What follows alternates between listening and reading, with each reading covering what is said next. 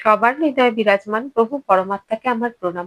আমরা শ্রী রামচরিতমানসে দেখতে পাচ্ছি যে তুলসীদাসজি কিভাবে বলছেন যে হৃদয়ে যাদের সমুদ্রের মতো সেই রকম লোক পৃথিবীতে খুবই কম, যারা অন্যের উন্নতি অন্যের অগ্রগতি দেখে তাদের প্রতি আনন্দে ভরে ওঠে।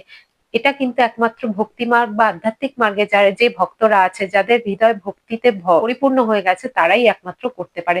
সেই জন্য শ্রী রামকৃষ্ণদেব বলতেন যে ভক্তির তেল মেখে যদি এই সংসার রূপী জলে আমরা থাকি, তাহলে আমাদের মনোবিকার রূপী যেসব পশুগুলো ভেতরে বসে আছে সেগুলো আমাদের কোনো ক্ষতি করতে পারবে না। এবার যে পরের স্তুতিগুলো আজকে আমরা শুনবো, তাতে কিন্তু তুলসীদাসজির তখনকার দিনে যে যে অসুবিধেগুলোর সম্মুখীন হয়েছিলেন সেগুলোই ফুটে উঠবে এই স্তুতিগুলোর মধ্যে। যার আত্মা পুরো ভক্তিময়, যার আত্মার ভক্তির সুবাসে চতুর্দিক ভরে গেছে, সেই ব্যক্তির মুখ থেকে এবার এই যে স্তুতিগুলো শুনবো, তখন তাকে কত অপমানিত হতে হয়েছিল এই শ্রীরামচরিতমানস লেখার জন্য, সেগুলো আমরা তখন বুঝতে পারবো। তিনি কিন্তু তখনকার দিনে নিজের লেখা শ্রী রামচরিতমানস গেয়ে গেয়ে চারিদিকে শোনাতেন, আর নিজের আনন্দের সঙ্গে গেয়ে শোনাতেন, এবং যারা শুনতো তারাও কিন্তু রাম রসে ভক্তিতে ডুবে যেত। তার আত্মা দিতে পরিপূর্ণ হয়ে এরকম গেয়ে শ্রী রামচরিতমানসের গান শোনাতেন, তাতে কিন্তু কেউ খুশি হতো না। সেগুলোই এই স্তুতিতে আমরা শুনতে পাবো, যে সেই রকম দুষ্টু লোকেরও কোনো অভাব ছিল না তখনকার দিনে। ভাগ ছোট अभिलाषु बर करो एक विश्वास, पहई सुख सुनी सुजन सब, खल करही উপহাস। এখানে তিনি বলছেন ভাগ ছোট অভিলাষী লাসু বর, মানে আমার ভাগ্য ছোট, অভিলাষা আমার খুব বড়। আমি এত সামর্থ্য আমার নেই যে আমি ভগবান রামের সম্পূর্ণ চরিত্রের বর্ণনা করতে পারবো। আমার অভিলাষা এত বড় যে আমি শ্রী রামের চরিত্র লিখতে চাই, কিন্তু আমার ভাগ্য খুবই ছোট। এইরকম ভাগ্য আমার নয়, কিন্তু আমার এটা একটা বিশ্বাস, মনে মনে খুবই পাকা। কারো এক বিশ্বাস, মানে আমার বিশ্বাসটা একটা মনের মধ্যে আছে। পেহাই সুখ সুনি সুজন সব, সুজন মানে সজ্জন ব্যক্তিরা, যারা হৃদয়ে মানে কোমল, তাদের কথা বলছেন। পাহাই সুখ শুনি মানে শুনে সুখ পাবে, পাহাই মানে পাবে, সুখ পাবে শুনে। আমার এই শ্রীরামচরিতমানসের লেখার কথাগুলো শুনে খুব সুখ পাবে সজ্জন কোমল হৃদয়ের ব্যক্তিরা, আনন্দিত হয়ে রস আস্বাদন করবে। আর বাকি লোকেরা কি করবে? খল করহি উপহাস, খল দুষ্টু এইরকম লোকেরা কি করবে? উপহাস করবে আমার এই রচনাটাকে পড়ে, তাতে দোষ বের করবে। শ্রী রামচরিতমানস যত আমরা পড়বো, তত আমরা দেখবো এরকম অনেক চৌপাই আছে যেগুলো কিন্তু বিবাদিত, যেগুলো বিবাদে পুরো ঘেরা। যারা ভক্তিতে নিমজ্জিত নয়, যারা দোষ দেখাকেই তাদের সব থেকে বড় কৃতিত্ব মনে করে, তারা কিন্তু সেই চৌপাইগুলোকে নিয়ে নানা রকমের কথা আজও বলে। তুলসীদাসজিকে কিন্তু তার রচনা নিয়ে ছোট করতে কেউ এরা পিছপা হয় না। আমরা যখন আরো এগোবো এগুলো বুঝতে পারবো। যেমন ঠিক কোনো শাস্ত্রীয় সঙ্গীতে বিশেষজ্ঞ কোনো মহারথী গাইতে শুরু করলে, যারা শাস্ত্রীয় সঙ্গীতের কিছু বোঝে না তারা যেমন তাদের অপমান করতে এক মিনিটও ভাবে না, ঠিক সেই রকমই তুলসীদাসকেও কিন্তু পদে পদে অপমানিত হতে হয়েছিল। এবার পরের স্তুতিতে যাব আমরা। খল পরিহাস হই হিত মোরা, কাক कहई कलकंठ कठोरा, हंसहि बक दादुर चातकही, हंसहि मलिन खल বিমল বতখি। এখানে তিনি বলছেন খল পরিহাস হই হিত মোরা, খল দুষ্ট ব্যক্তিরা পরিহাস করলে, হই হিত মোরা আমার হিতই হবে, আমার ভালোই হবে। কাক কহেই কলকণ্ঠ কঠোরা, কাক মধুর কণ্ঠের কোকিলকে সব সময়ই কঠোর স্বরের বলে, এটাই তার স্বভাব। হাসাহি বক মানে হাঁসকে দেখে বক, দাদুর চাতকহি মানে, দাদুর মানে ব্যাং, আর চাতকহি মানে পাপিয়া বা চাতক পাখি, দুটোই একই। তার মানে ব্যাং সবসময় পাপিয়াকে দেখে হাসে, তাকেই ক্রিটিসাইজ করে, অথচ ব্যাঙের গলা কেমন আমরা কিন্তু সবাই জানি। হাসাই মলিন খল বিমল বতখি, বিমল বতখি মানে হচ্ছে বিমল বাণীযুক্ত যারা, তাদের কথা এখানে বলা হচ্ছে, মানে সজ্জন ব্যক্তিরা যাদের সুন্দর বাণী। হাসাহি মলিন খল মানে হাসে যারা মলিন মনের, কারণ তারা তো তাদের মনকে মলিন নোংরা করেই রেখেছে, তারাই তো হাসবে।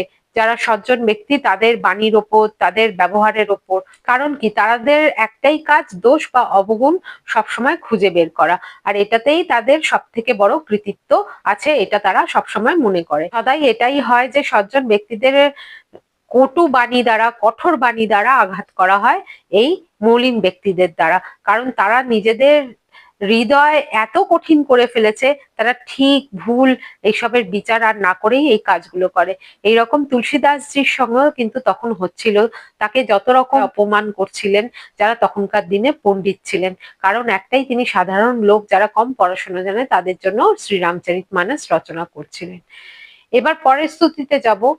कबित रसिक ना राम पद नेहू, तिन्ही कहूँ सुखद हास रस एहू, भाषा भनीति भोरी मति मोरी, हसीबे जोग हसे नहीं खोरी। এখানে তিনি বলছেন কবিত রসিক না রামপদ নেহু, মানে কবিতা বা লেখার প্রতি তাদের, মানে কাব্যের প্রতি তারা রসিক নয়। কারা? এই যে উপরে যাদের কথা এক্ষুনি বললেন, যে খল হৃদয় যাদের, তারা। না রাম পদ নেহু, না তো রামের পদে তাদের কোনো রকম স্নেহ আছে, রামের চরণে তাদের কোনো প্রীতি আছে। সাহিত্য রসও নেই, সেই বোধটাও নেই, আর রামের চরণে কোনো প্রীতিও তাদের নেই। তাদের জন্য রচনাটা কেমন হবে? তিন্হি कहूँ সুখদ হাস রস এহু, তাদেরও সুখপ্রদ হাস্যরস দিচ্ছে আমার এই রচনা। তার মানে তারাও এই রচনার নিন্দা করে সুখী পাচ্ছে।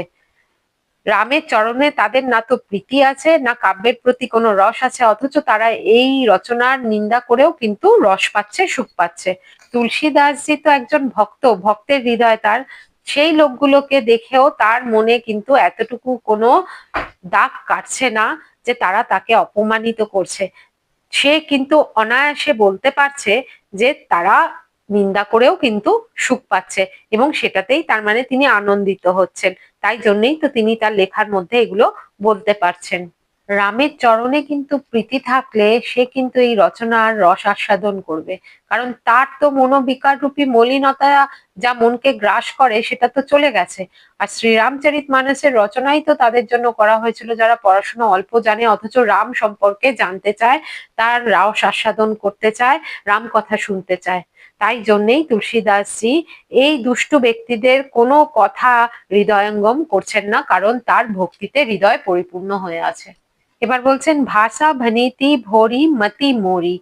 ভাষা ভনীতি মানে প্রথমত এটা আমার ভাষার রচনা, আমি শুধু এখানে ভাষার অ্যাপ্লাই করেছি। মানে উনি একবারও বলছেন না যেটা আমি ভক্তি রসে পরিপূর্ণ এই রচনা লিখছি। তিনি বলছেন না, আমি শুধু ভাষাই দিয়ে এই রচনাটা করেছি, এর মধ্যে কোনো ভাব, ভক্তিভাব বা অন্য কোনো প্রেম রামের প্রতি কিচ্ছু নেই। হরি মতি মরি, মতি মরি মানে আমার বুদ্ধি, আর ভরি মানে হচ্ছে সাদাসিধে, ভোলা ভালা আমার বুদ্ধি, মানে আমার বুদ্ধি খুব সাদাসিধে। তার মধ্যে আবার এই রচনাটা আমি লিখছি শুধু ভাষা দিয়ে, এর মধ্যে আমার মনের কোনো অ্যাটাচমেন্ট নেই, কোনো ভক্তি নেই, কোনো রস আলাদা নেই, শুধু ভাষাই আমি এর মধ্যে প্রয়োগ করেছি। সন্ত বলেই কিন্তু তিনি এটা বলতে পারছেন। দুষ্টু লোকেদের কোনো সমালোচনা তাকে ছুঁতে পারছে না। তিনি বলছেন তার রচনা ভাষা দিয়েই সমৃদ্ধ, কোনো আর এতে ভক্তি রসের মতো কিচ্ছু নেই। সুতরাং যা খুশি যুক্তি করে মলিন ব্যক্তিরাও আনন্দ নিতে পারেন।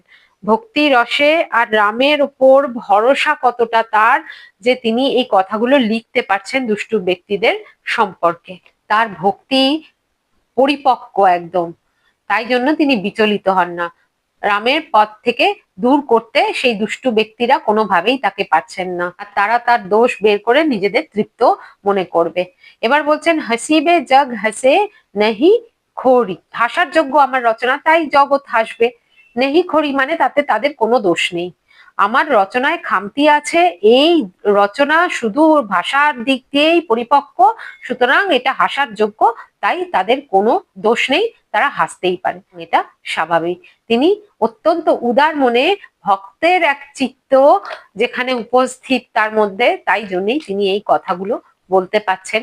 এবং যারা ভক্ত তারা নিশ্চয়ই তার হৃদয়ের বেদনাটা দেখতে পাচ্ছে, যে আর অনুভব করতে পাচ্ছেন যে তিনি কতটা কষ্টের মধ্যে দিয়ে সেই সময় গিয়েছিলেন। আমরাও যেন ভক্তের হৃদয় ধারণ করি, আমাদের যেন মনে কোনো মলিনতা না থাকে, আমরাও যেন রামের চরণে স্নেহ আর প্রীতি নিয়ে উপস্থিত হই এই শ্রী রামচরিতমানস পড়ার জন্য, শোনার জন্য। তাহলে আজকের মতো রাম রাম।